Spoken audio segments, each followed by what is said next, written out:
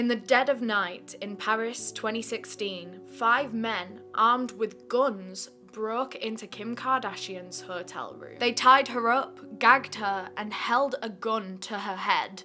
Kim begged them to just take whatever they wanted, pleading for her life and thinking only of her babies back home. From the moment she landed in Paris for Fashion Week, Kim had been sharing everything on social media. Likely place for her to be, but little did she know that her constant updates with her location in the background made her an easy target for a criminal network that had been tracking her every move when they heard she was in town. The media coined them the grandpa robbers because even though they were all between the ages of 60 and 72, they were still strong, violent, and let's not forget, armed. The men still blame Kim herself for supposedly making herself a target for robbers, and social media was very quick to join in with the victim blaming, slut shaming, and everything in between. And of course, it wouldn't be a viral news story without some conspiracy theories in the aftermath. So thank God it's Freaky Friday.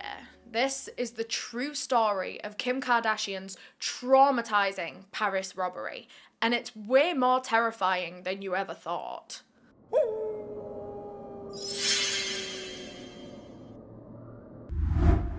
This series is intended for educational purposes, to document mysteries, historical events, and amplify important conversations. All opinions stated are mine alone. Before we dive into the episode, I want to give a quick shout out to our sponsor for making this video possible, Skillshare. I'm always looking for new ways to level up the production quality of this content so that we can keep serving you girls some interesting, engaging content week after week, year after year. I'm always looking to learn new techniques and new skills to improve, and Skillshare is my absolute favourite place to go for learning. It's the largest online learning community for creators. They have thousands of different classes from experts in so many different fields, from productivity to cooking to filmmaking, illustration. This month, I watched a class from one of the goats of YouTube, Marques Brownlee, MKBHD. He is an absolute legend on this platform. So when I saw that he had a class all about YouTube, it's called YouTube Success, Script, Shoot, and Edit.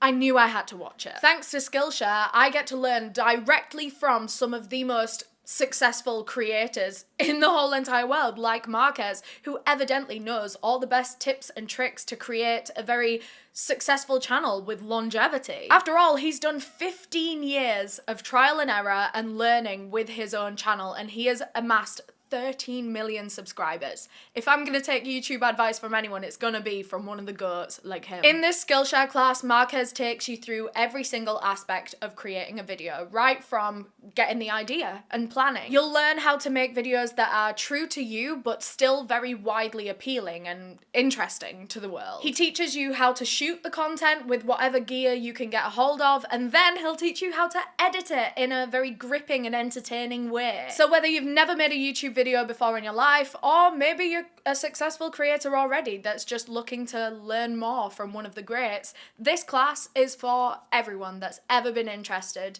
in making YouTube content. And Skillshare are very kindly giving some of you guys a special offer. The first 500 of you to click the link down below in the description of this video will get a 1-month free trial. And when I tell you, you can go through so many classes in a 1-month free trial, and you're gonna get so much value out of it. I love my Skillshare account. I'm always putting other people onto it, whether it's people that I work with because it is so valuable for learning new skills, or my friends in my personal life when I'm like, oh, I actually learned how to cook from Skillshare. I just think they're incredible, and I think you guys will think the same too.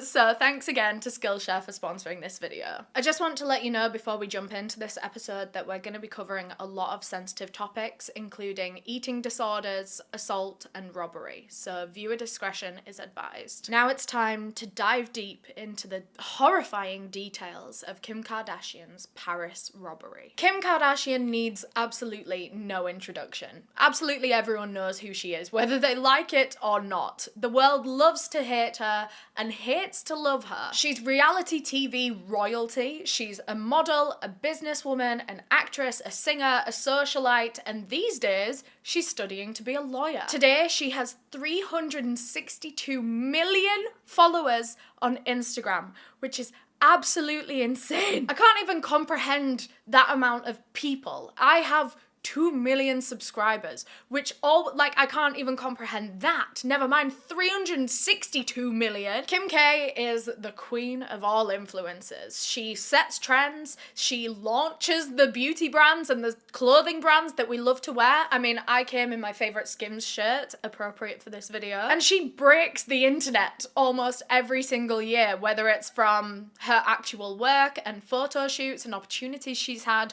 or from scandals. Whether you're a fan or not, you cannot deny just how famous and influential Kim Kardashian is. She's 43 years old right now, but for over half of her life, Kim has recorded and documented almost everything she ever does on social media. The good, the bad, and the ugly. So even if you don't actually watch Keeping Up with the Kardashians, their TV show, she makes sure that you're keeping up with her in other ways. You don't even have to follow her on Instagram because that shit's gonna come up on your timeline. Her management team and her momager Chris keep her in the pop culture zeitgeist with strategic campaigns and brand partnerships. Even if you wanted to try and block her on every single social media, you would still be walking down the street and see her on a billboard. She's everywhere. She's so Julia. You can't escape her. But being a constant presence online made Kim very vulnerable.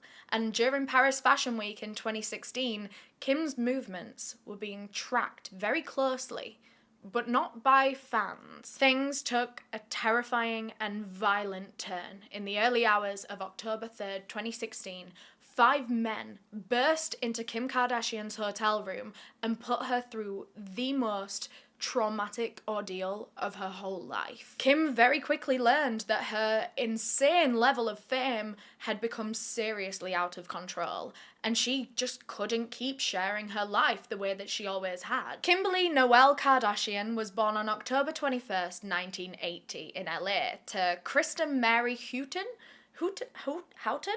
Either way, we know her today as Kris Jenner. That was her mama, and her father was the Robert Kardashian. Kim and all of her sisters were born into a life of luxury and privilege right from day one. They grew up in Beverly Hills, they had a massive house, they had a pool, they had a tennis court, they had staff. They were the rich kids. Her parents had been very, very rich and successful for a long time, actually, since way before Kim was born and way before Kourtney was born. She was the oldest child. But they were first generation wealth. At least her father was. He came from a very, very hardworking Armenian-American background. He had to work for everything that he had ever had, and he wanted to teach his children to do the same. Even though they came from privilege, he didn't want them to expect handouts in life. So he tried to instill this in his children by making the kids sign contracts for everything. Like, even as youngsters, when Kim got her very first car, he agreed to buy it for her, but only on the condition that she pay him back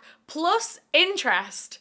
And they had to write this, and she had to sign a contract to her dad. They did the same thing when Kim started up her first ever, business venture. She was only a teenager, and she decided she wanted to start reselling items on eBay. But in order to do that, she needed a bit of investment. You know, she needs that first chunk of money to go out and buy things that she can resell. So her dad said, okay, you can buy things on my credit card, but I'm gonna contract you up. He wrote in this contract that she owed it all back really quickly, actually, plus interest. Robert Kardashian was a very wise businessman, and he wanted to train his girls to know the way of the business world before they stumbled out into it themselves and just fell flat on their faces. Kim's parents were married for 13 years before they divorced in 1991. They had 4 kids together in total in the time that they were together: Kourtney, Kim, Khloe, and Robert Jr. In 2003, Kim was 22 years old when her father passed away from cancer. It was absolutely devastating for her and the whole entire family,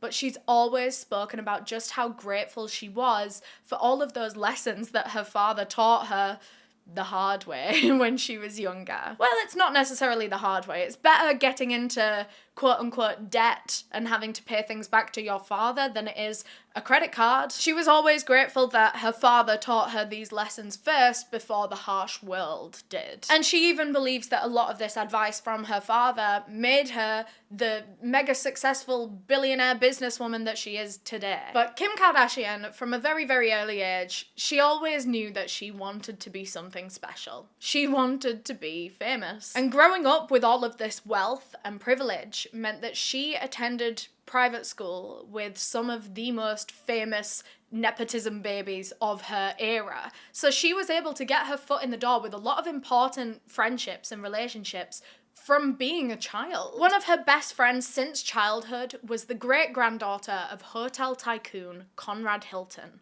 Of course, Miss Paris Hilton. Because of her billionaire family, Paris was already pretty famous as a child, as a teenager, so she just very naturally fell into the socialite lifestyle as she grew up. The media wanted to know about Paris just because. So Kim had already identified a possible in right there. By being friends with Paris and being seen with Paris, the media would take interest in her too, by proxy. But in classic Kardashian style, Kim wasn't about to just take handouts. She knew that she had to work for things that she wanted in life. She wasn't just hoping that Paris would take her places for free and, put her onto this lifestyle for no reason. Kim needed a reason to be in all of these important events, in these important rooms, and so she decided to make herself a self-employed business queen. Entrepreneurial darling. She made a closet organization business. She was a one-woman show. She would come into these very rich, extravagant people's homes that have these massive walk-in closets, and she would organize it. She would categorize all the clothes. It'd look really nice by the time she left, and she became really well known for closet organizing. She's actually been misattributed as Paris's personal assistant over the years. Paris had this reality TV show with Nicole Richie, who is the daughter of Lionel Richie. Hello, Anyway, Paris and Nicole Richie have this show together. Kim is very close with Paris and is always organizing her closet, so she's seen on that show, so she's getting a little bit of attention. Kim was smart, and she knew exactly how to capitalize on this. She went to every single event that she was invited to, every single party that she could get herself into in LA, so that she could schmooze with other people, network with other Hollywood socialites. And it was at one of these parties in 2002 where Kim would meet her future beau, Ray J, who was a pretty big rapper at the time, and the two of them proceeded to date for the next 4 years. Kim was besties with Paris that whole entire time, through that whole relationship, and she actually supported her through a very traumatic event in 2004, when Paris had a private sex tape leaked to the public without her consent. It was an awful experience for Paris Hilton to go through. She felt violated, she felt betrayed, and she couldn't escape abuse from the public. She was slut-shamed. People belittled her for her choice to have sex with someone that she trusted. She never intended for that video to get out there and to be seen by any other eyes. But now, pretty much everyone in the whole entire world had seen that tape. And to make it even worse, Paris didn't even make a single penny from it. But you know who did? The man in the tape. He claimed that he made at least $10 million from Paris's non-consensual sex tape in the first year alone. It just makes me sick to my stomach every time I hear a story like this, of men violating women, taking advantage of them with these non-consensual practices, and as if that isn't horrific enough on its own, they then don't share a single penny of the profits with them. They make money from these women's pain. But despite all of these awful aspects of the sex tape leak, the only silver lining that Paris could find in all of this was that it actually propelled her into super fame. She was suddenly being interviewed all of the time, invited to every single event in LA. Everyone wanted to know who she was. Well, everyone did know who she was now. And Kim saw all of this happen from the very beginning. From the day that sex tape leaked, she was Paris's shoulder to cry on when it was very painful and fresh in the beginning. But then she was also there to celebrate with her in the aftermath. Once she'd healed and processed all of that trauma, she was then enjoying the fame, and Kim was there to enjoy it with her. But some people think that Paris's whole sex tape ordeal had planted an idea in Kimberly's head. On March 21st, 2007, just 1 month before the first episode of Keeping Up with the Kardashians was due to air, Kim also had a sex tape leak with her ex-boyfriend Ray J. The two of them were no longer dating at this point, and apparently this tape that was leaked was recorded 3 years prior on a trip in Cabo in 2004. A little bit before the tape was actually leaked, I think Kim's team had heard rumours or gotten word that this sex tape could potentially come out. I don't believe Kim herself knew, and this is something that happens quite common in the entertainment industry. Their team will try to sort it without stressing out the talent, aka Kim. So I don't believe she knew, but her team knew that this tape was about to come out, so her lawyers were doing everything in their power to stop it. But it didn't work. They'd heard that this porno production company called Vivid Entertainment had gotten hold of the tape. Even Vivid Entertainment say that Kim Kardashian herself fought hard against the release of this tape, which makes me very sad that the production company will admit that, but also they put it out anyway. But there is one interesting element to all of this. Kim and Ray J were financially compensated or supplemented? What's the word? They got paid for it. They were paid for the sex tape. They got a 1 million advance between them, and then they got paid profits or a percentage of profits going forward for the rest of forever. So supposedly they're still getting paid for that sex tape, any views that it gets today in 2024. And I think that's one of the main reasons why people think this was such a PR stunt that was maybe orchestrated by Kris and Kim and Ray J, all of them being like, this is going to make us rich, famous, and talked about. But Kim has always claimed that it was leaked and taken to the point of distribution without her consent, without her knowledge, and without her involvement. And she claims that she doesn't know who sent it to the distribution company. Some people think Ray J. Other people think it could be a hacker, but we'll get back to that in a second. I just want to talk about how incredible Kim and Kris's response to this whole situation was. They are incredibly smart, strong, and savvy businesswomen, even in a time of crisis like this. Kris even said on Keeping Up with the Kardashians, "When I first heard about Kim's sex tape, as her mother, I wanted to kill her. But as her manager, I knew I had a job to do and just wanted her to move past it." I personally find it really hard to believe that they actually released it themselves as some sort of PR stunt, because back in 2007, this wouldn't have been good PR. The world was much less liberal when it came to sex, especially women enjoying sex. Kim Kardashian got so much hate and slut shaming for that tape. She was only known for the sex tape for a good few years. That was all people would talk about when they brought up her name, and I just think, I don't know, there's a lot more effective PR stunts that they could have pulled. But once the tape was out, they couldn't take it back, so they decided to make the best of a bad situation. They managed to turn it around and use that publicity to their advantage. Me and the team personally believe that it will have been a hacker. I mean, hackers and leaks like this were massive in the 2000s. All the Nickelodeon and Disney Channel stars would get their raunchy photos leaked, and it was awful. It was such an awful time. It doesn't happen so much these days, but oh my god, I remember every single Disney Channel star that I knew of when I was young had this happen to them, and it's so awful. It's so upsetting. Kim was not a unique case, is what I'm basically trying to say. I also don't think Ray J was the one that released it. A lot of people do, but he has actually come out and said that he became suicidal after that video was leaked and everyone was talking about it. So I don't know, it doesn't sound like he wanted that out there. But no matter how this tape made its way onto the internet, it worked exactly the same for Kim as it had for Paris. It exposed these women to a world of harsh criticism, but it also brought them into a world of fame, money, and opportunities. And not just Kim either. In fact, her whole family were thrown into the spotlight just in time for their brand new TV show, Keeping Up with the Kardashians, to air. Around that time, family docuseries were pretty new on TV. The only one that was out at the time was The Osbournes, that followed Ozzy Osbourne and Sharon and their kids. But at this point in time, TV execs in Hollywood, in the reality TV world anyway, were very aware of Kim Kardashian and a lot of members of the Kardashian family, actually. They had ties in a lot of different places. Kourtney had previously been on a reality TV show for rich kids. You know those kind of shows where they take rich, privileged, snobby kids and put them in a situation where they have to work or they're not allowed all their luxuries, you know.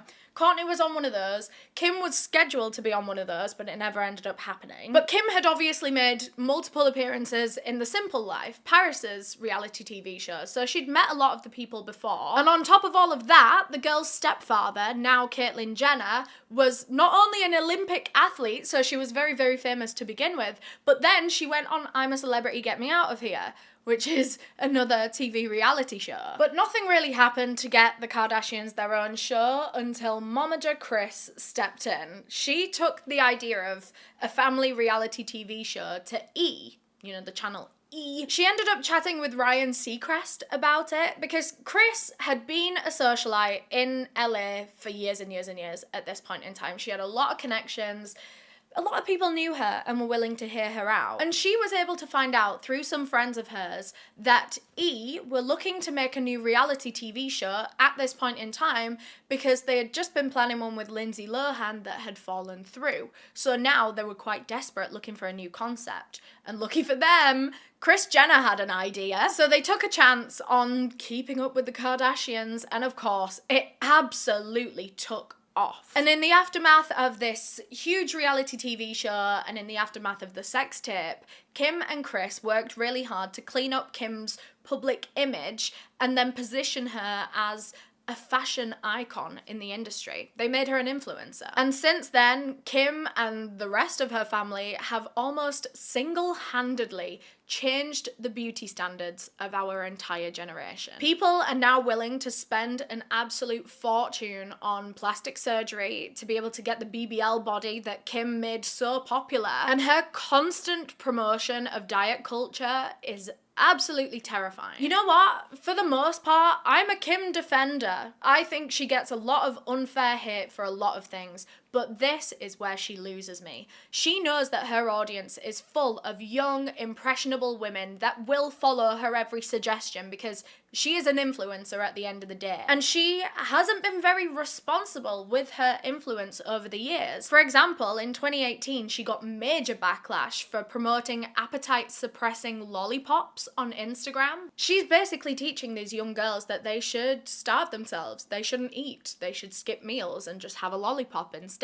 And then there's her recent Met Gala looks, which have brought back that horrifying starve yourself into a size 0 trend in the fashion world. And that look is all well and good if you are naturally skinty, but Kim Kardashian is known to be a curvy woman, and she was very open about how she had crash dieted in order to lose 16 pounds in 3 weeks before the Met Gala to be able to fit into Marilyn Monroe's dress. Of course, this issue is so much bigger than Kim and the rest of the Kardashian family. Although they do perpetuate these unattainable standards, they are also victims of constant body shaming abuse. The public relentlessly pick on their quote-unquote flaws, so much so that they get insecure, they get depressed, and they want to change it. So they go out to these surgeons, they spent a load of money, they get a new nose or new boobs or whatever the internet is deciding to take issue with at that point. But that doesn't stop anything. It doesn't stop any of the abuse, because now the abuse just changes to, wow, she's gone and got plastic surgery, she looks botched, da-da-da-da. These women just cannot win. They either stay natural and get bullied, or they get surgery and still get bullied. The media have often blamed Kim for the impact that her unattainable surgical BBL body has had on our beauty standards. But it's ironic because the media that blames her is the exact same media that has been obsessed with her body for the past almost 2 decades now. They have been constantly plastering her all over magazines, all over billboards, in practically no clothing, showing other girls, young girls, that this is the body image that earns you attention and praise. That is why everyone wants the Kim Kardashian body. It is a very toxic cycle, but Kim doesn't do anything to fight it either. Let's be real, she also benefits from it. Anyway, in 2012, Kim's fame reached another new level when she began dating infamous rapper Kanye West. The next year, she gave birth to their first ever child, a little girl named Northwest. Northy baby. And 2 years after that, Kim and Kanye got married in Florence, Italy. And their wedding was absolutely spectacular. I remember everyone talking about it on socials. The whole thing cost just short of $3 million. Like I said, it was in Florence, Italy, and so in the run-up to the wedding, Kim spent a lot of time in Paris doing different fittings and planning meetings and things like that. Not sure why Paris, why not just go to Italy, but anyway, she was in Paris. And she says actually for that exact reason, because she did a lot of her wedding prep there, Paris holds a very special place in her heart. 2 years after the wedding, in 2016, Kim Kardashian returned to Paris for Fashion Week. Well, for her first Fashion Week in a long time, actually. Of course, she's at pretty much every single Fashion Week event ever. She's Kim Kardashian. All the Kardashian sisters are always at Fashion Week. But at this particular point in history, she had just had her first baby, and just had the wedding to Kanye. She'd been very, very busy, and they had a newborn, so Fashion Week was like one of the last things on her to-do list until 2016, and she was so excited to be back. At this point in 2016, Kim Kardashian was one of the most famous people in the whole entire world, and she was about to discover on this trip the absolutely terrifying consequences of such global fame. Kim landed in Paris on her private jet on September 28th, 2016. She was joined with her bodyguard at the time, a man named Pascal, and her personal assistant at the time, a woman named Stephanie. Her mom and sisters were due to join them in Paris later on. They were going to be flying in on their own private jets, probably. From the second that Kim touched down in Paris, she was swarmed by paparazzi, as she is pretty much every frickin' where she goes. But the French paparazzi have a reputation. They are known for being vicious. They're very aggressive and relentless and unpleasant, just generally unkind to the people that they're photographing. I nearly said photographing. My speech issues aside, yeah, she was there in Paris, swarmed by these meanie paparazzis. Let's not forget, it was actually French paparazzi that chased Diana through Paris in 1997, causing her fatal car crash. 9 different French paparazzi were actually charged with manslaughter for it. But during Fashion Week of 2016, the paparazzi followed Kim everywhere she went. And it wasn't hard to do because she was always posting on her social media. She was always posting photos of her in the restaurants she was visiting, at the landmarks. Paparazzi use celebrities' social media all the time to see the places that they're tagging and, you know, what time they think they're going to be leaving the restaurant. And Kim was leaving a digital trail of her every move, beginning from the moment she announced her arrival in Paris. She posted a video for her followers that was captioned Parisian vibes. Basically, it does not take a rocket scientist to know where this woman is at any given time. She will show you on her Instagram, or at least she did back in 2016. Kim and her team and all of her sisters and her family and her mum, when they arrived, they were all staying in the same quite small hotel called Hôtel de Portal. Yes, I did do French at GCSE. Yes, I did drop out. So you won't be able to tell though, would you? But anyway, this hotel was right behind the Madeleine Church, and it felt more like staying in luxurious Parisian apartments because they were very expensive. They weren't just a hotel room that's literally just a bed and a bathroom. They were suites. It was a small boutique hotel known for being very expensive, but also very private. A lot of celebrities go there. Prince supposedly booked out the whole entire hotel in 2010 for a party. Kim and Kanye had stayed there before. Like, when they were prepping for their wedding, you know, I said they stayed in Paris quite a bit. So Kim was familiar with this hotel. She really liked it there. She'd only ever had good experiences with this hotel. But at this point in 2016, the privacy that the hotel used to offer had begun to erode. Local robbers had learned that this hotel was a hotspot for rich show-offs that carry a lot of jewellery and a lot of expensive items with them on their travels. And so robbers had begun targeting and watching who was staying at that hotel, especially during a big event like Fashion Week. The hotel had become a prime location for homejacking, which is similar to a home invasion, but they will specifically wait until they know that you are home and vulnerable, like home alone, and then they will specifically choose that time to break in so that they can terrify the person into giving over more details and giving over more possessions. It's becoming more and more common, especially in France, and these people will try to do it quite sneakily and secretively. Like, they'll dress up as policemen and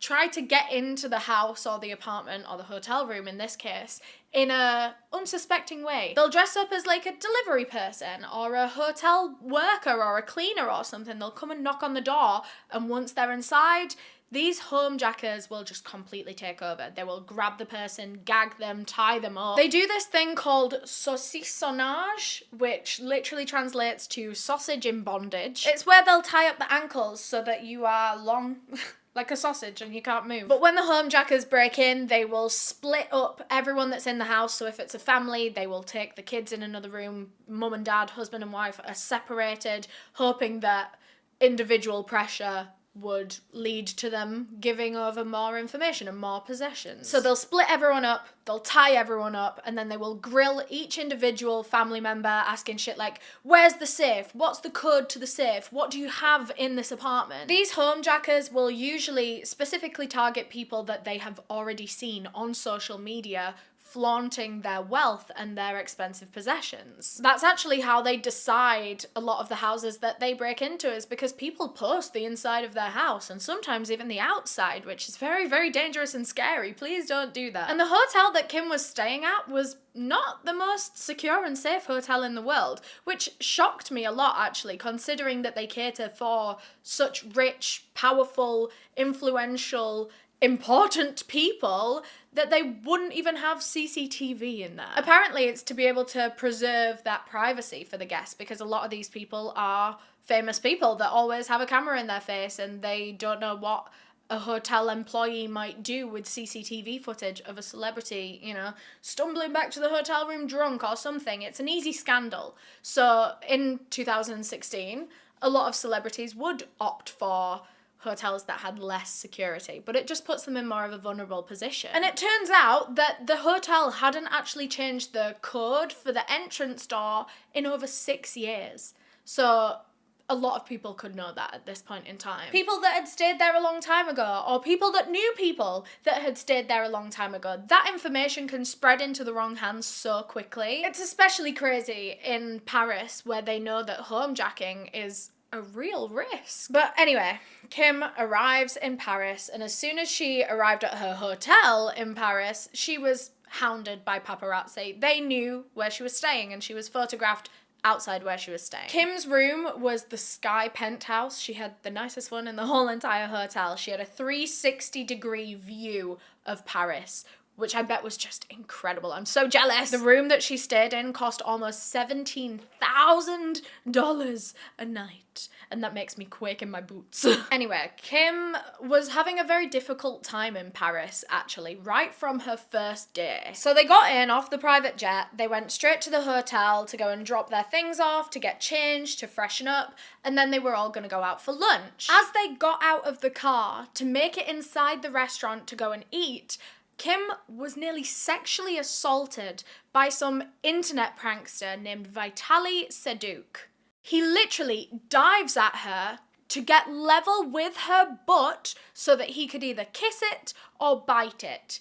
He was gonna do either. It's awful to think that someone could actually get that close to assaulting her. Luckily, she had her bodyguard Pascal, who tackled him straight away. And the whole thing was captured by at least a dozen paparazzi who were like practically falling over each other trying to get a shot of this. And Vitaly has been doing this shit for years to so many different celebrities. He has been sneaking into like press events and fashion shows and red carpets, usually using credentials from his old job at a Ukrainian TV channel that he no longer had. He just loved being a little prankster. He has assaulted people like Gigi Hadid, Leonardo DiCaprio, Brad Pitt, claiming that he is trying to make some sort of larger statement, like a protest against these celebrities. He even assaulted America Ferrera at the 2014 Cannes Film Festival. He crawled under her dress. It is just disgusting. It's assault. It's horrific. How can you say that you're doing that in protest of anything? And seriously, what the hell can you be protesting about when it comes to America Ferrera? Are you like anti-feminist? I don't know, anti-women's rights? America Ferrera is a feminist icon of our generation. Vitaly claims that he would never do anything to offend someone or to cross the line. But, like, I hate to break it to you, Vitaly, but you have done that on multiple occasions. You have crossed that fucking line. When he pulled this prank on Kim, he explained on Instagram, "I was protesting Kim for using fake butt implants," which I don't believe she ever has. I think she's only ever really had BBLs, but that's beside the point. He said that he was protesting her for fake butt implants. "I encourage her and the rest of the Kardashian clan to popularize natural beauty among teenage girls who follow and defend them blindly." Like I say, I don't think she's ever worn butt implants. I'm pretty damn sure she's had a BBL. So maybe get your facts right before you start accusing people of doing shit. Like, you could have the same point, but just get your facts right. She has still surgically enhanced her body to have these unnatural proportions. But instead, you just look dumb saying that they're butt implants, when famously Kim has gone on a lot of different campaigns to prove that she does not have butt implants. She even got like a scan on Keeping Up with the Kardashians. And I've always thought that was such a smart move from them, because I didn't actually know what a BBL was at the time, so I didn't know that she had got a BBL. I kind of believed the bum implants thing that everyone was talking about on social media. But now that we know what a BBL is, where they take the fat from elsewhere and put it in your butt, of course nothing's going to show up in an x-ray, because it's just natural fat deposits. Has Kim ever come out and straight up said that she's had a BBL? I don't know, so for the sake of this video, alleged BBL Kimmy. Vitaly has admitted that he was just looking for attention doing all of this, and these pranks unfortunately give him that attention. He doesn't even need cameramen for this. Like, when I first heard about this incident, I assumed that he was some shit YouTube prankster, but not even. He just like leaves the house and goes out to do this to celebrities in places where they're already getting papped. There's already videos and photos being taken of them, so he will then interject into that and fucking bite them on the arse? I think it's so disgusting. The footage always ends up on TMZ of these different pranks that Vitaly does. And actually, depending on how big the prank is, sometimes it ends up on like national news, like BBC or the Associated Press. But this wasn't even the first time that Vitaly had targeted Kim for one of these awful assault pranks. He had assaulted her before, 2 years prior to this in 2014. Again, she was in Paris for a fashion show. Her, Kanye, and her mother Chris were all in a limo, and as they got out, Vitaly runs past her and shoves her to the ground. Like, what the hell? What is the purpose of that? Like, he didn't say anything, he didn't do anything other than that, just pushed her to the ground. That just sounds hateful and horrible. At first, no one knew who did this. The news was being reported that Kim Kardashian had been pushed over on the streets of Paris, but no one knew who it was until he came forward and admitted it, because of course he wanted that publicity for it. He put out a statement saying, "I hope Kim is okay and won't be mad at me, as I didn't mean any harm. Kanye's one lucky man, as Kim is a goddess." So you're saying that she's a goddess. You're acknowledging that she's very beautiful and desirable, but then you go and literally sexually assault her or attempt to sexually assault her as a form of protest for her surgically enhanced body that you once called goddess-like? Like, make it make sense. That is such men logic. Ooh, I'm mad. These kind of pranks just are not funny. Not even a little bit. It is literally sexual assault. This kind of behavior is not a joke. It's violating, it invades people's personal space, it sticks with people long after you have performed this quote-unquote prank. I mean, do you remember the YouTube pranksters back in like the 2010s? I briefly mentioned them earlier, but Sam Pepper was the worst. Remember when he would like literally go around a town centre just squeezing girls' arses and like looking away and pretending it wasn't him? He would literally commit sexual assault multiple times on camera and then post it to YouTube being like, guys, can you believe I managed to squeeze so many girls' asses? That was my Sam Pepper impression. I've since looked back at those videos now as an adult, and I don't know what's sadder. The fact that Sam is literally committing sexual harassment on camera and no one's doing anything about it, or seeing the girls' reactions.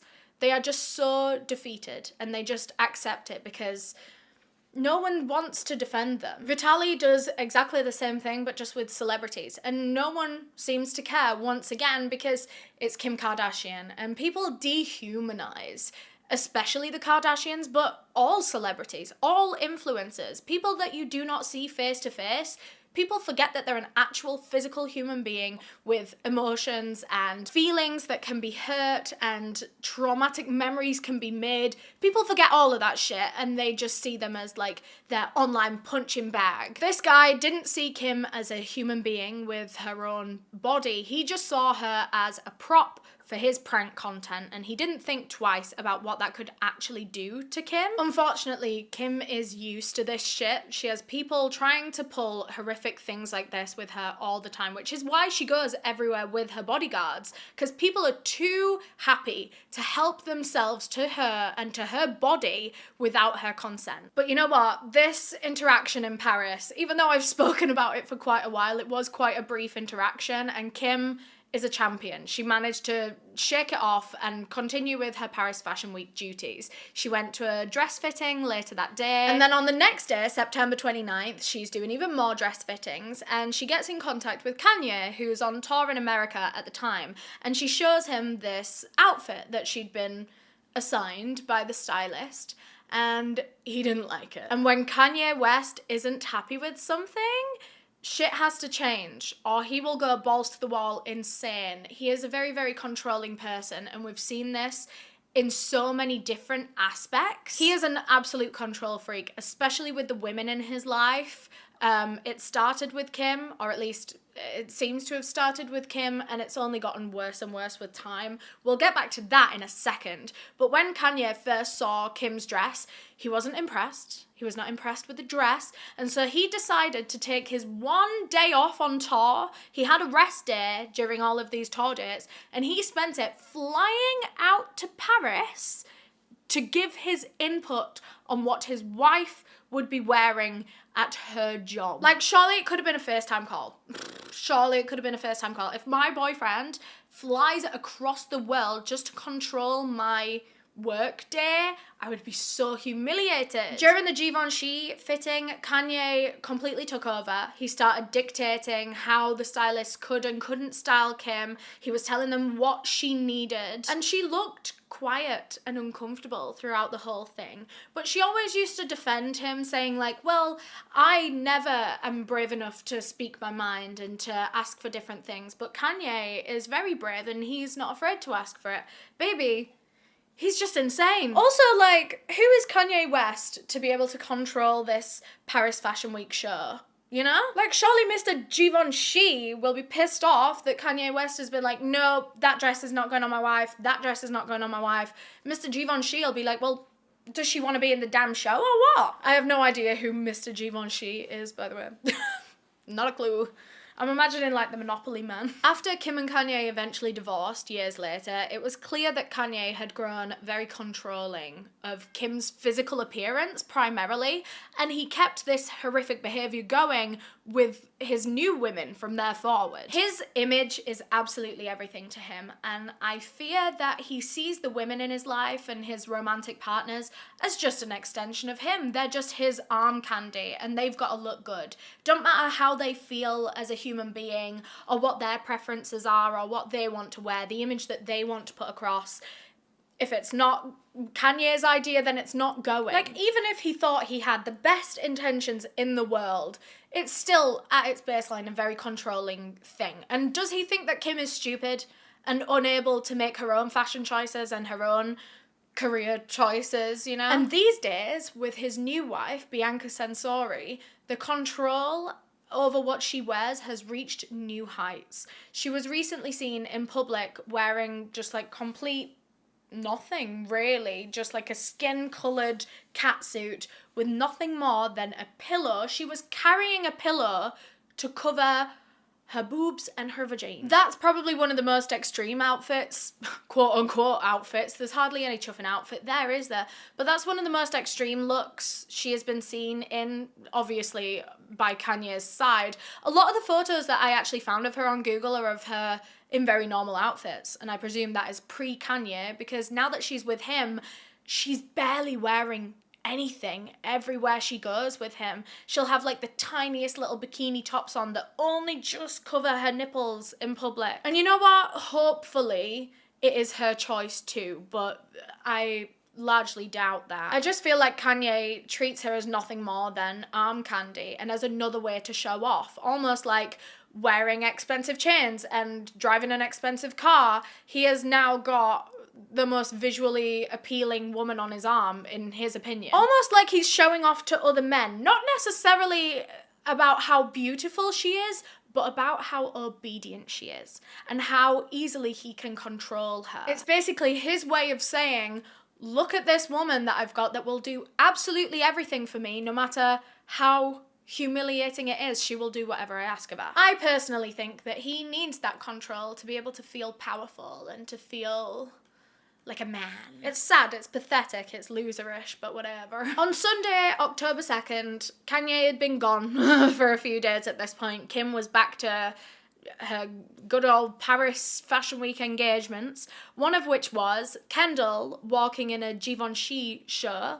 So Kim and Kourtney went to go and watch their little sister. They were so proud. Kim actually recorded and shared a video on Snapchat as she was getting ready that day, showing off her expensive jewellery and her designer clothes. I mean, as she does every single day, no matter where she is and no matter where she's going. When they arrived at the Givenchy show, it was absolutely stunning. It took place in the heart of Paris, right as the sun was setting, casting this golden glow over everything. It was just spectacular. Just after 8:30 that evening, the girls came back to the hotel, did a quick change, and then they headed back out again to the Eleanor showroom and a private dinner. Kim was, of course, Snapchatting the whole entire thing, their outfits, the things they'd been dressed in, where they were going, and then by midnight, Kim was exhausted. It was a very demanding experience being at Fashion Week, so she decided to call it a night and go back to the hotel room for some sleep. But Kourtney, on the other hand, wasn't done with the Fashion Week fun just yet. Every day of Fashion Week ends with a wild party in the evening, and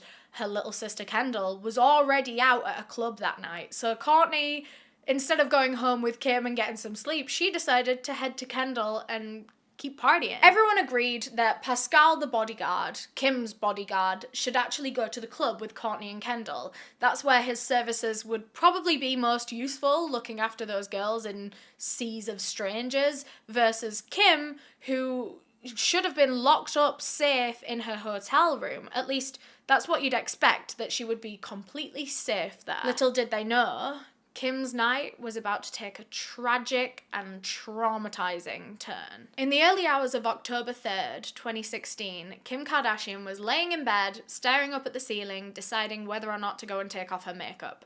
Once she takes off her makeup, she's done Snapchatting for the night. So that's actually a huge decision that she has to make. This whole entire time, she had been on social media, Snapchatting about how she had gone home early while her sisters had gone out clubbing. So without actually saying the words, "I am home alone right now," she had practically sent that message out, you know? She thought that these Snapchats of her in the hotel room on her own, just like FaceTiming a friend, would be quite relatable, you know? Sometimes we're all a bit too exhausted to continue the night out. Sometimes we all let the girls go out without us. Right, guys? Right, guys? I'm that friend these days. You can't get me on a whole entire night out. I'm not doing the pre's, the night out, and then the afters. Like, I am going to bed. So Kim thought she was being relatable and real. You know, sometimes you are just too tired. But how was Kim to know that a group of robbers were lurking outside of her hotel, stalking her social media, and waiting for the perfect opportunity to strike? Kim was exhausted, and she dozes off in bed. But then she is suddenly awoken at 2:30 a.m. to the sound of banging, pounding footsteps coming up the stairs. At first, she thought it might have been her sister, Kourtney, coming home from the club drunk, and so she called out, "Hello, hello," but there was no answer. Kim's stomach tightened as she realised that something wasn't right. If it was Courtney, surely she would shout back to her. Kim's bedroom door was slightly ajar, and so she positioned herself so that she could kind of peer through the crack, and she was absolutely horrified to see that multiple men were in her hotel room. Just 5 feet away from her, there were 2 guys dressed in police outfits holding another guy down on a desk. She panicked and she realised that these cannot be real police. Like, otherwise she would have been made aware, surely. What are so many men doing in her hotel room? How had they gotten in there? She knew that something wasn't right. And you hear about it all the time where people will dress up and pretend to be police, pretend to be trusted figures in society to be able to do insane shit like this, like home invasions. So Kim panicked. She realised that there were people pretending to be police in her apartment, and it was only a matter of time until they come in that room and they find her too.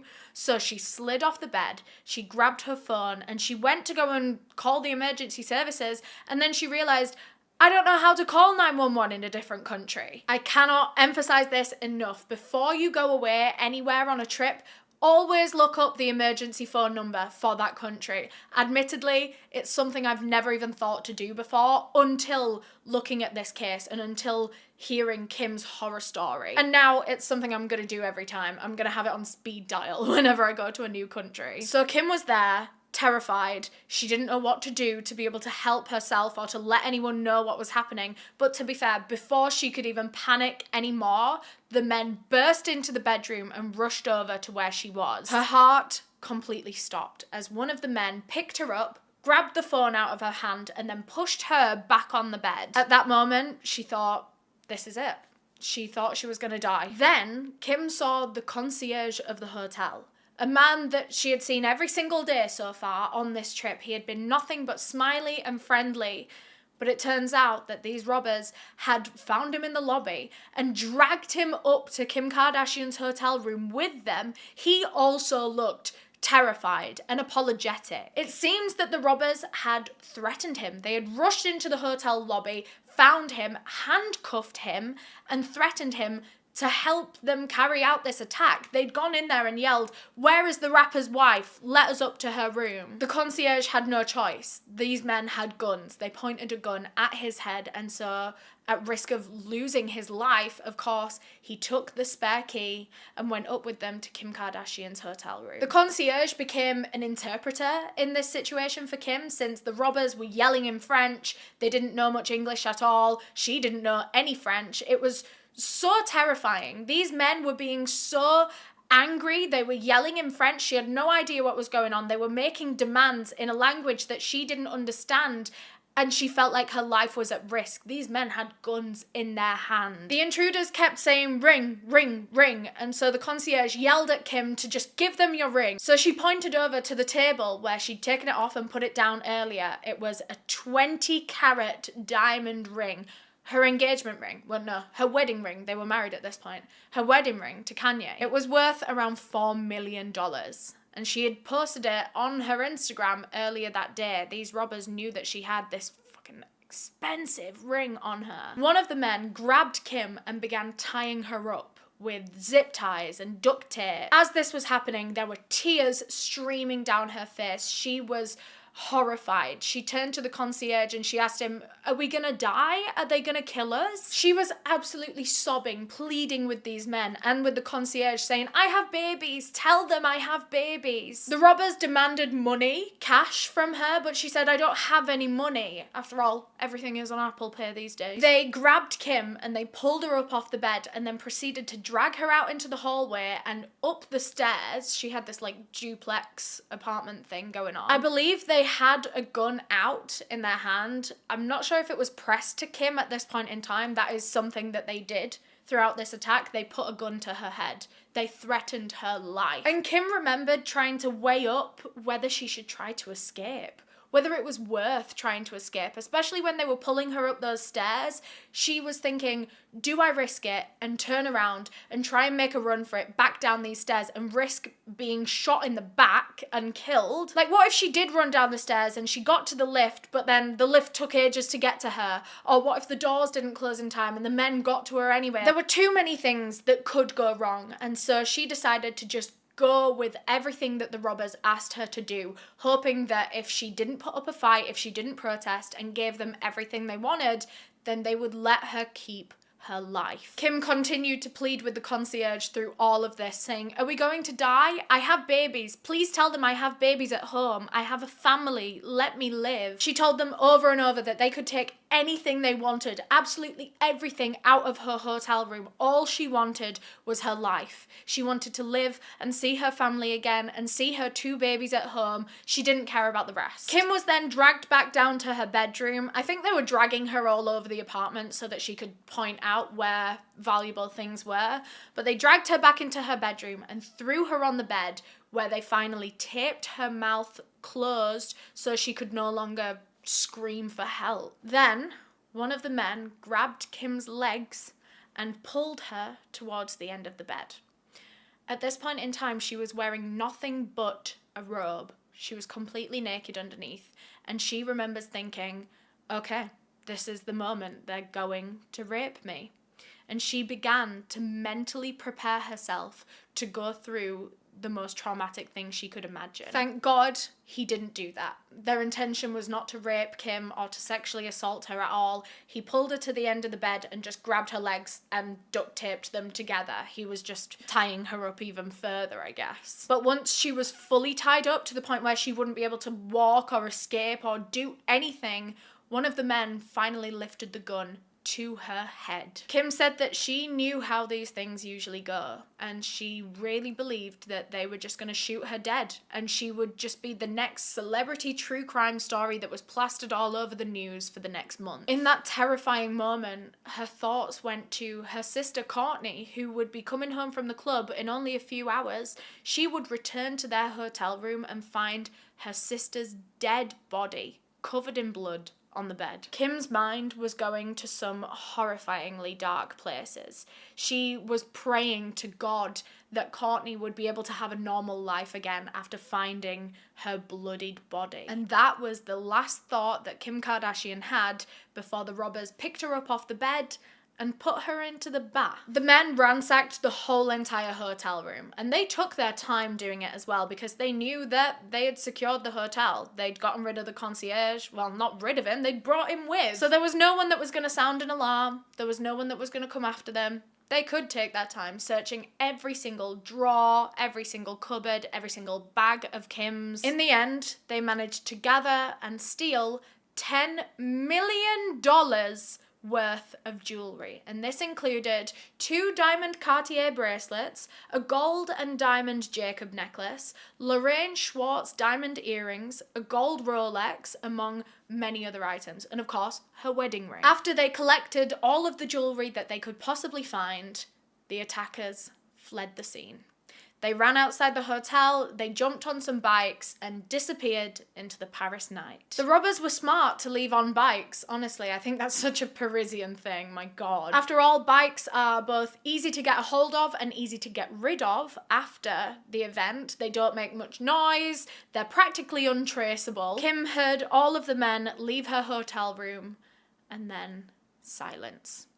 As she sat, still in the bath, tied up, traumatized and terrified that they would return any second. The concierge, who had been held at gunpoint, was still in Kim's apartment at this point in time.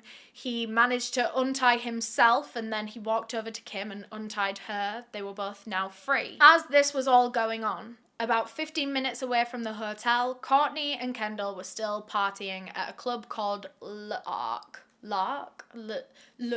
Just before 3 a.m, Courtney received a very strange text from Kim's personal assistant, Steph, saying, "Who's with Kim? I just heard her say, take whatever you want." Now, this was scarily ironic for Courtney because literally earlier that day, her and her sister Kim had been having a conversation about what they would do in the event that they were ever robbed. And Kim had literally said to Courtney earlier that day, if I ever get robbed, I would just say, take everything, I don't care. So when Courtney saw that text from Kim's assistant, her heart dropped. She knew exactly what had happened to Kim. So she screamed for Pascal, the bodyguard, and told him to run to Kim. He sprinted back to the hotel room and he ran up there to find Kim hiding on the balcony in a bush. She was so scared that the attackers were going to come back into the apartment that she went outside, and she was still practically naked. She was still in just her robe, crouched in this little bush. Seconds later, Kim grabbed her phone and called Courtney, and she was screaming for her life. She was distraught, yelling, help me, help me, help me. Kendall was actually in a different part of the club at this point in time, so she hadn't heard the news yet. Someone, I think a member on their team, ran over to her and whispered in her ear, Kim's just been robbed at gunpoint. Kendall started crying immediately. She was so worried for her sister. She was shoving people out of the way to be able to get out of that club. And then Mama Kris Jenner got the call, and she's actually spoken about this phone call, saying, you can't begin to explain the emotions running through your mind when you get a hysterical phone call from one of your children because she has just been assaulted. She jumped out of bed. She was already in bed at this point, I believe in the same hotel, but it might have been one like just down the street. Either way, she jumps out of bed, rips off her PJs, puts on some normal clothes, and she starts running out of the door. But before she actually left, she turned around and grabbed Kim's blanket. Not entirely sure why she had this when her daughter is like in her 30s and at Paris Fashion Week, but thank God she did. She thought in that moment her daughter needed her comfort. She wanted to just wrap Kim up in this blanket like she was still her tiny baby, and Kris just wanted to make everything okay again. So Pascal calls the police and they arrive at the hotel room, but this was incredibly hard for Kim to go through because remember I said some of the men were dressed as police. They had put on that fake uniform, so now seeing the real thing, well, she was worried that they weren't the real thing, let's be honest. She'd already seen some evil people masquerading as police earlier on. She just didn't trust that these men were actually there to help her and they weren't going to turn on everyone. She just didn't know what to believe. She didn't know what was real or who to trust. Kendall and Courtney arrived at the hotel just 5 minutes after the phone call, right as police were getting there actually. When they walked in, they found Kim in a corner in her apartment, just shaking and sobbing. It was heartbreaking for them to see. Kim truly thought that she was going to die that night.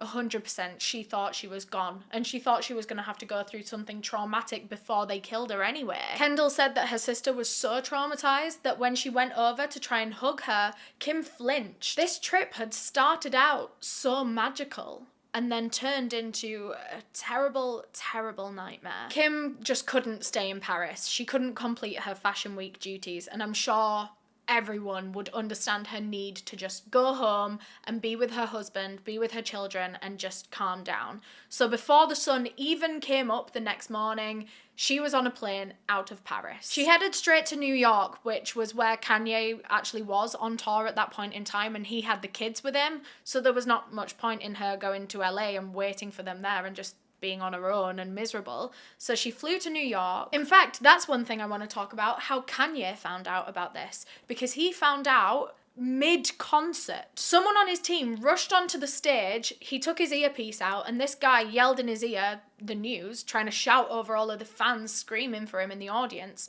and the look on Kanye's face just dropped. He said into the microphone, I'm sorry, family emergency, I have to stop the show. Once Kim flew into New York, they began filming an episode of Keeping Up with the Kardashians to document the aftermath of the robbery, which I think is just that's so Kardashian, isn't it? The way that these women can take the most traumatic, horrific experiences and turn it into profit and publicity, like, power to them. But anyway, Kim shows up at the hotel in New York where Kanye and the kids were staying, and as she goes to walk inside, obviously there's already paparazzi outside her vehicle, outside the hotel, and she just did not want to deal with that right now. That was the last thing she wanted, was to be photographed and yelled at. So to protect her, her security and drivers and assistant and just all her staff made a wall for her, almost like a tunnel, for her to be able to walk straight into the hotel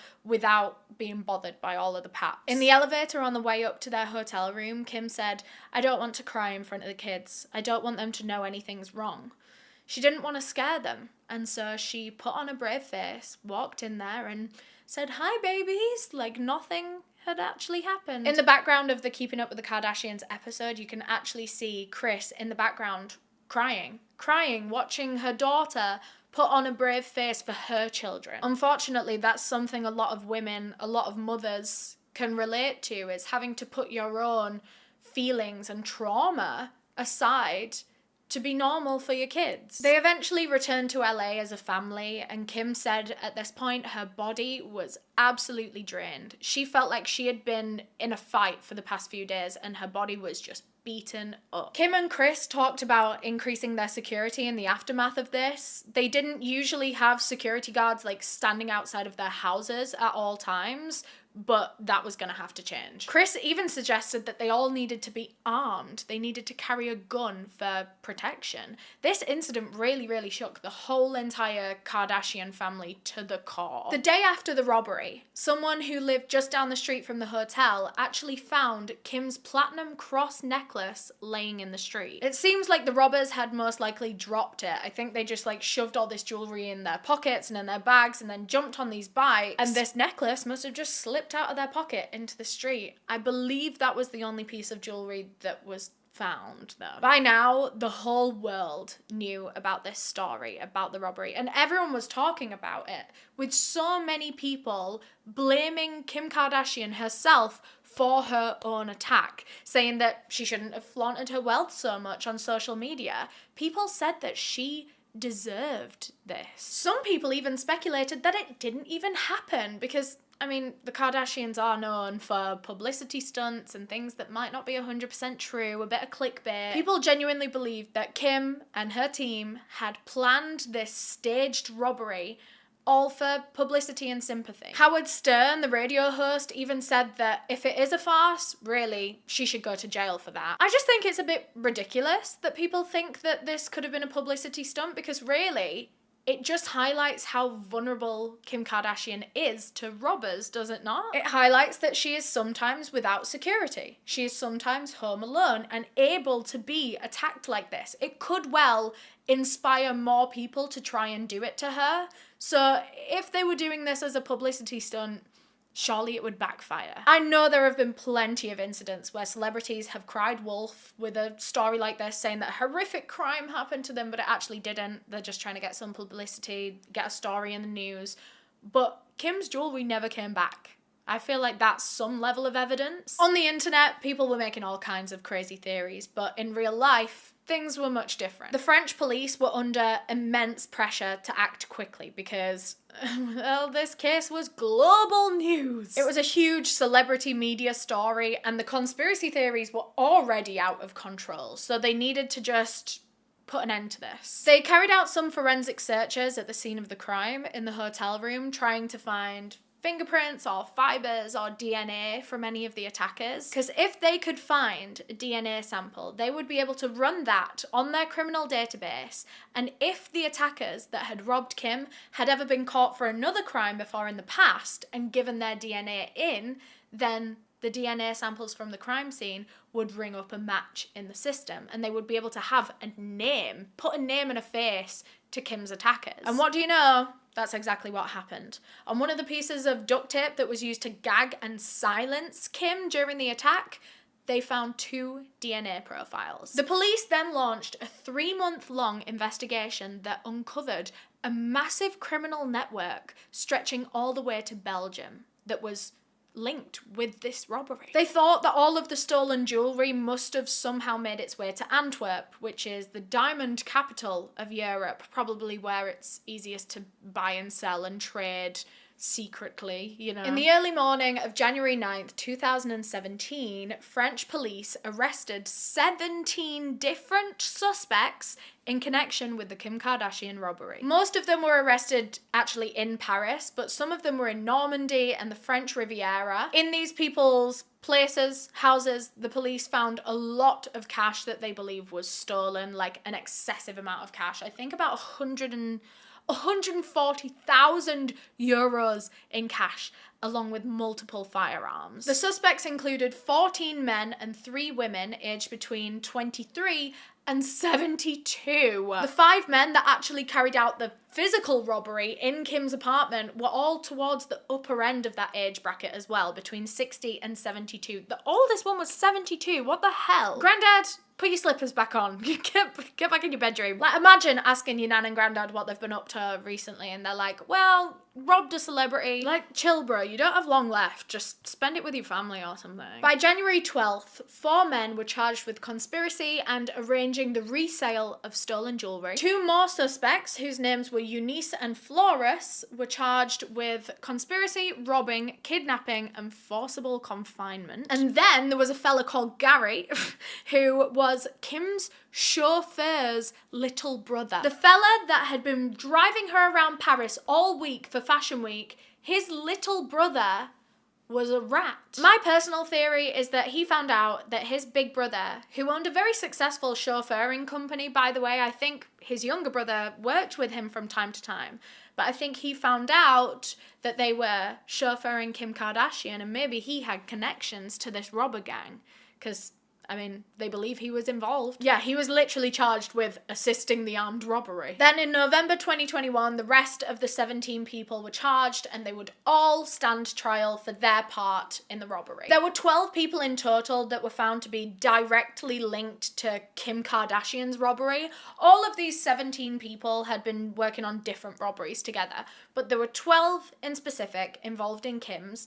There were only 5 of those that actually physically went into the hotel room and robbed her, 5 men, including Eunice, who was 63 years old, and Flores, whose DNA was found at the scene. And then the remaining 7 suspects were involved in various different roles, including planning and surveillance and logistics. They believed that the leader of this gang was a guy called Omar, who is nicknamed Omar the Old, which is not the coolest nickname I've ever heard of a criminal. But Omar the Old was 60 years old at the time of his arrest, and he is believed to be the mastermind of this specific robbery. He was the coordinator, and he actually, apparently, apologized to Kim years later from a letter from prison. All of these 12 suspects that were arrested and charged and sentenced in some way or another, it's been really, really hard for us to be able to find any concrete information on them, like how long they served for, if they're still in prison now.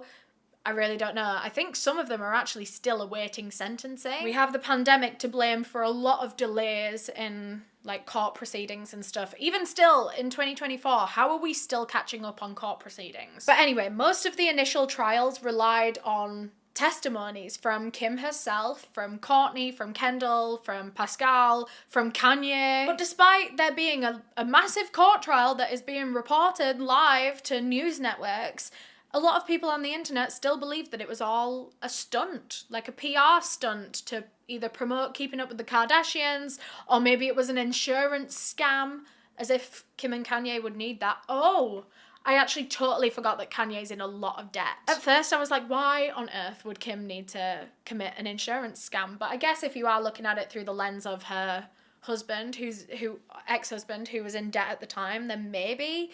But again, I just, like, even though I really don't believe these theories, I can't even look at them objectively because they don't have any evidence. But the actual real story has a lot of evidence. The French police didn't help to clear up any of these rumours either, which I feel like is a bit of a dick move. Like, they could have easily come out and said, we have compelling evidence that this is not a setup or a PR stunt. In fact, they did the total opposite in a way. They did several press interviews where they victim blamed Kim Kardashian, saying that her social media habits and flaunting her jewellery made her a target. After spending almost 2 years in jail, Eunice, who I mentioned earlier, went on a press tour doing interviews with various TV shows and magazines, newspapers, and he actually wrote a book. He wrote a book titled I Kidnapped Kim. The Black Mirror of it all. Can you believe that? That just sounds so dystopian. What do you mean you wrote a book about your experience kidnapping Kim Kardashian? In the book, he just basically tells the whole story, but from his point of view, and he shares some details that weren't previously known, like the fact that Kim picked up her phone and did actually call 911, the American emergency number, and he was like laughing at her. He also shares in this book that he fell off his bike when they were trying to escape the scene, and I think instant karma. Thankfully, the French courts ruled that Eunice couldn't make any money from the sales of this book, because how fucking unfair would it be to be able to profit off of that crime? But he did do an interview with Vice. He was doing a lot of high-profile interviews, and it pisses me off, actually, that we're giving someone like that a platform, but these interviews only furthered the speculation and controversy when it came to the robbery. It seems like the attack was actually pretty premeditated. I was under the impression at first that they found out that Kim had landed in Paris and then they started, watching her. But it turns out they knew ahead of time that she was going to be in Paris, so they started preparing. Eunice and the rest of the group had been stalking her Snapchat, her Instagram, her... what else was there at the time? Facebook, I guess? Her Twitter, back when Twitter was a thing, RIP. But they had been stalking everything for weeks ahead of time, and they knew that she was coming to Paris Fashion Week. I guess they were waiting for a chance to be opportunistic. Yes, they were kind of premeditating it in the way that they were stalking her and preparing, but they were opportunistic in the way that they waited and watched her socials until she practically confirmed on Snapchat that she was home alone, and then they struck. Kim posted 15 Instagram photos in total while she was in Paris, but the most interesting one to the robbers was a picture that she posted on her first date. It's a pretty sexy selfie of Kim. She looks gorgeous. She is absolutely dripping in jewels and diamonds. She has diamonds across her teeth. She's got her grills in, and there, clear as day, on her finger is the 20-carat diamond engagement ring that the robbers specifically wanted. The robbers have since admitted that they didn't actually know who Kim Kardashian was. They just knew her as this rapper's wife, and so she was probably going to be very rich because she was the wife of a rapper. They didn't realize that she was a famous celebrity who is probably worth more than Kanye in this day and age, you know? Oh my gosh, so Kanye used to be a billionaire. In 2022, he was considered a billionaire. Estimated net worth of $2 billion, but these days, it's down to 400 million, I guess because of all the dirt. But I mean, 400 million is still a sweet fucking wage, isn't it? Oh no, poor soul. Only worth 400 fucking million pounds. When Eunice, one of the robbers, was asked if he regrets what he did, he admitted that he knows that they traumatized Kim that day for the rest of her life. But he also said, since she was throwing money away, I was there to collect it. Guilty? No. I don't care. He calls people that flaunt their wealth on social media provocative and insinuates that they deserve to have it all robbed from them because they are such show-offs. I guess it's a really tricky line for lifestyle luxury influencers to toe because it's literally their job to show all of these expensive things. And let's not forget, Kim was there for Fashion Week, one of the biggest fashion events of ever. Of course, she had all of her best jewels on. You cannot blame this woman for showing up to a job in uniform. It's just devastating that people on the internet and the robbers themselves think that she deserved to be traumatized and physically harmed just because she flaunts these things that she has earned the money to pay for. It's even more enraging that her attackers felt like they deserved to take advantage of her and to steal from her. And I think we can treat those robbers the exact same way that they victim blamed Kim. If you break into someone's home and violently rob them at gunpoint, you damn well deserve to rot in jail for a very long time. That is what you deserve. And with their old ages, it's precious fucking time that they're never getting back, you know? You don't have much of that left. Enjoy prison. This was one of, the first high profile cases of an influencer being targeted based on their their social media posts, and it seems to have inspired a lot of copycat cases. Social media is the main tool that makes it easy for criminals to see what influencers have that is worth stealing, and even scarier, they can see your home through your social media. They can see how to break into your home. It's terrifyingly easy for creepy people online and criminals to be able to find out where you live based on photos that you post. Say you post something in front of your car or in front of your mum's car. They can search that registration plate on the internet somehow and find your address, find out where you live. Thank God I can't drive. It's not just influencers that need to worry. I know we're speaking about this in the way of Kim Kardashian and influencers posting these photos, but I'm sure you have an Instagram too. These are all things that you probably wouldn't think about until it's too late. Or maybe you do think about them, but you think, oh, I'm not an influencer. I don't have loads of followers. There's no creeps watching me. You never know, darling. You never know, and it's scary out there, so be careful. Things like when you're posting to your Instagram story while you're still out, like I always make sure to post my photos after I've already left that location so that I can actually like tag the place, tag the location. Please never tag the location while you're still there. I guess this case is just a reminder for all of us to be a bit more conscious of what we're posting online and when we're posting it, because you can still post as freely as you want to. Just do it like me and do it after you've already left. Ever since the Paris robbery, Kim has changed a lot about her public image. She keeps a relatively lower profile. I mean, she is still Kim Kardashian, you still see her everywhere, but she does a lot less of like flaunting her wealth on social media. Well, except for extravagant parties, private jets, you know. But what I mean is, she basically posts less selfies of her decked out in jewels. 3 years after the robbery in May 2019, Kim Kardashian announced that she wanted to become a lawyer, and she began studying. Even though she was blamed and traumatized by the robbery, she now works to help people who have been unfairly put in prison, especially for small drug crimes. She helps to free people that have been given unfairly long sentences. And unfortunately, a lot of these people that are serving like life in prison just for marijuana possession, a lot of these people are minorities, marginalized communities. Kim and the lawyers that she works with all work to change laws and reduce these insanely long sentences for rather minor drug charges that, like I say, disproportionately affect Black people, Latinx communities. For example, Kim has worked to free a woman named Alice Marie Johnson, who was serving a life sentence for a non-violent drugs crime. Alice was caught for working as part of a cocaine drug trafficking ring, and she was sentenced to life in prison, which is an incredibly harsh sentence given that it was a non-violent crime, and a lot of violent crimes, for example like armed robbery, usually only gets between 5 and 15 years. But they saw this Black woman who was part of a drug ring, probably not by any choice of her own, and they put her in prison for life.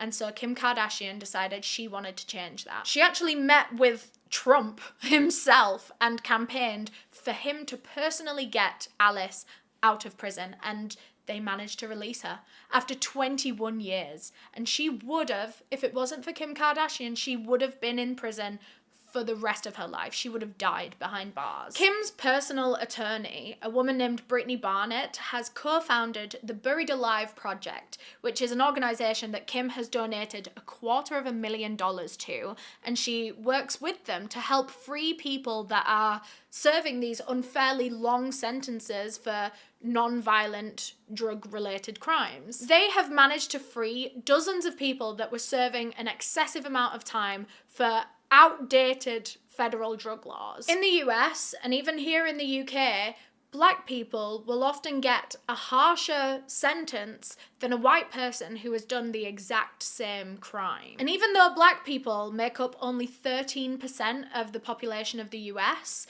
they account for 24% of all arrests. And this is mainly because of targeted policing and surveillance. They are waiting and watching Black people, just waiting for them to commit a crime. And they're not doing that with white people, at least nowhere near as much. And of course, there are way stricter punishment tactics used against black people. We see it time and time again. Everything that we've just spoken about are just huge issues that Buried Alive and Kim Kardashian herself, they're trying to highlight these inequalities in the justice system and put a stop to them. The Buried Alive project is literally saving lives. People that have been sentenced to life in prison and had their freedom unfairly halted forever are getting their life back. So if you want to help out and make a change for those who have been denied justice for so long, you can visit the Buried Alive project. Of course, we will have it linked in the description of this episode. Kim Kardashian was the victim of a violent crime, but that's not exactly the narrative that's all over social media. I know that it is hard to tell what is a publicity stunt and what's not with the Kardashians, because it seems like there's a new publicity stunt every year. But conspiracy theorists online still doubt, even now, that the robbery was real, and the victim blaming is still rife, with people calling Kim an attention seeker. And the worst ones for me personally are when I read things of people saying that she deserved this. That's one of the main reasons I wanted to make this video and give my own take, because no one ever fucking deserves to be tied up and have their life threatened, a gun put to their head, just because you find them annoying on social media. I can totally see the side of this argument that Kim made herself a target to these robbers by putting her location all over social media, putting her jewellery all over social media, but it is still absolutely devastating that she had to learn a lesson in internet safety the hard way. People have called her an attention seeker and pointed out that since she has a reality show and she's like a reality influencer, then every part of her life is for our entertainment. They dehumanize her. They forget that this is a real person that has gone through a real traumatic ordeal. They just forget that she is probably very deeply scarred and traumatized. The public often sees Kim Kardashian as just this character who is controlled by her powerhouse momager Kim Jenner, Kris Jenner. But my point is that people don't treat Kim Kardashian as if she is an actual person. She is just a punching bag for a lot of sad people online that have no empathy and no lives. There were so many parts of this case and parts of her experience that were questioned and thrown into criticism and speculation, which does not happen anywhere near as often when the victim of a similar crime is a man. I mean, for example, in the UK, there's been a rise of footballers' homes being targeted and robbed, but they're never questioned if it's a publicity stunt or not. I guess, at the end of the day, people love to hate successful women, hey? Especially the Kardashians, but they know that the kind of people that are leaving this vile, misogynistic hate for them online are just sad losers that are not even worth a moment of their very precious time. Thank you so much for tuning into this episode, and thank you for watching all the way until the end. You're a real one. Comment down below if you're still here. Let me know you're a real one. All my real ones in chat now.